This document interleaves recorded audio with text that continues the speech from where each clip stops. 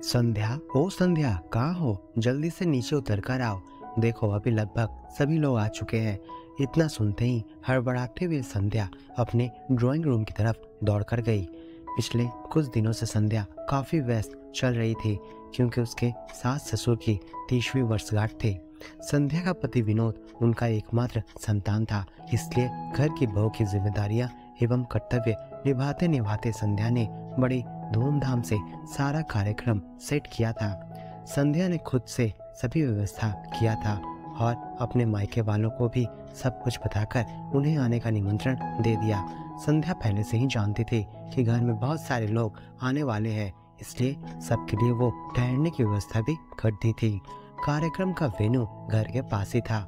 शाम होते होते सब लोग तैयार होकर वहां पर पहुंच गए। चूंकि संध्या पूरा दिन काम करने में व्यस्त थी, इसलिए उसे कुछ थकान सी महसूस हो रही थी। वह किसी तरह तैयार होकर वेन्यू पर पहुंच गई। उसकी सूरत देखकर साफ पता चल रहा था कि वो बहुत थकी हुई है। आखिर में जब उससे खड़ा नहीं हुआ गया तो वो कुर्सी लाकर उस पर बैठ गई। थोड़ी ही देर बाद किसी ने आकर उसके सिर पर हाथ रखा। संध्या चौंक गई।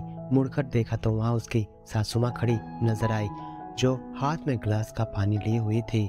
संध्या थोड़ा आश्चर्यचकित हुई और पूछ लिया, मम्मी जी, आप गिलास का पानी हाथ में लिए क्यों खड़ी हैं? इस पर सासू माँ ने मुस्कुराते हुए जवाब दिया, क्योंकि बेटा तुम्हें बुखार है, मैं तुम्हें दवाई देने आई हूँ। संध्या अब समझ गई थी कि उसकी हालत के बारे में सासू माँ को पता चल गया है। वो उठ खड़ी हुई और उनको अपने गले से लगा लिया। सासू माँ बोली, तुम शायद अब यही सोच रही होगी कि मुझे ये सब कैसे मालूम हुआ, पर सच कहूँ तो मुझे तभी समझ में आ गया था जब तुम अपनी साड़ी ठीक करवाने मेरे पास आई थी। तब तुम्हारा शरीर बुखार से तप रहा था, पर मैंने उस समय कुछ नहीं कहा।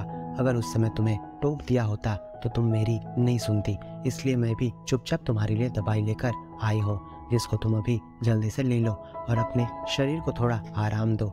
इतना काम करने के कारण ही तुम्हारे शरीर पर भारी असर पड़ा है। बहुत दिनों से व्यस्तता के कारण तुम्हारा आराम नहीं हो पाया, इसलिए तुम अस्वस्थ हो गई हो। संध्या की माँ भी ये सब पास खड़ी सुन रही थी और देख रही थी।